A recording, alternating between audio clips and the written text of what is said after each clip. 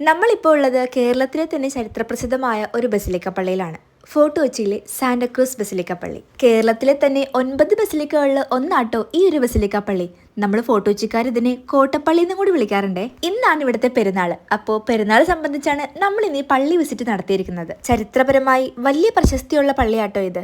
1505 ഒരു പോർച്ചുഗീസുകാരനായ Francisco de അൽമേഡോ ആണ് ഈ പള്ളി പണിതതെന്നാണ് ചരിത്രം. ഇതിപ്പോൾ നമ്മുടെ കൊച്ചിയിലെ തന്നെ ഏറ്റവും പ്രശസ്തമായ ഒരു ടൂറിസ്റ്റ് പ്ലേസും കൂടിയാണ്. പള്ളിയുടെ ശരിക്കുള്ള പേര് സാന്റക്രൂസ് കത്തീഡ്രൽ ബസിലിക്ക എന്നാണ്. ഇന്നാണ് ഇവിടുത്തെ മാതാവിന്റെ തിരുനാൾ.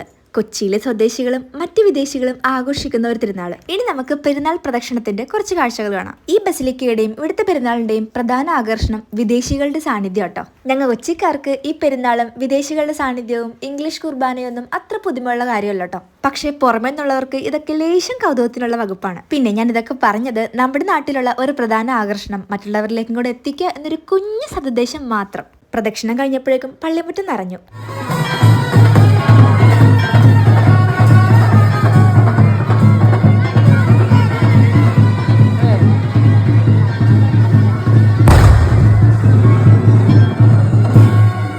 പിന്നെ നമ്മുടെ ആഞ്ചലീന പ്രദക്ഷിണത്തിന്റെ അലങ്കാരങ്ങൾ ഒറ്റക്കെടുത്തെറിഞ്ഞ് ആത്മനിർവൃതി അണയുകയായിരുന്നു. അങ്ങനെ പള്ളിയിലത്തും കഴിഞ്ഞ് നമ്മൾ നേരെ ഫോർട്ട് കൊച്ചി ബീച്ചിലേക്ക് വിട്ടു ഒരു ചായ കുടിക്കാൻ വേണ്ടിയിട്ട്.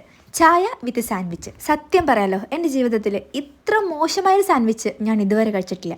മോശമെന്ന് പറഞ്ഞാൽ വളരെ മോശം. പിന്നെ പൈസ മുടക്കി വാങ്ങിച്ചല്ലോ എന്നുള്ള നിവൃത്തിയോട് കൊണ്ട് ഇഷ്ടപ്പെട്ടില്ലെങ്കിലും കഷ്ടപ്പെട്ട് കഴിക്കുന്ന എന്നെയാണ് നിങ്ങളീ കാണുന്നത്. എന്നിട്ടും എനിക്ക് ആ കഷ്ടപ്പാട് മുഴുവിപ്പിക്കാൻ പറ്റില്ല. അതുകൊണ്ട് സാൻഡ്വിച്ച് മുഴുവൻ കഴിക്കാതെ പകുതി അവിടെ വെച്ചിട്ട് ഞങ്ങൾ അവിടെ നിന്ന് പോന്നു. അങ്ങനെ പള്ളിപ്പെരുന്നാളും മറ്റാഘോഷങ്ങളും കഴിഞ്ഞ് ഇനി നേരെ വീട്ടിലേക്ക്. അങ്ങനെ ഇതോടുകൂടി ഇത്തവണത്തെ വീക്കെൻഡ് ആഘോഷം അവസാനിച്ചു. മറ്റു വിശേഷങ്ങളായിട്ട് പിന്നെ കാണാം. അപ്പോൾ ബൈ.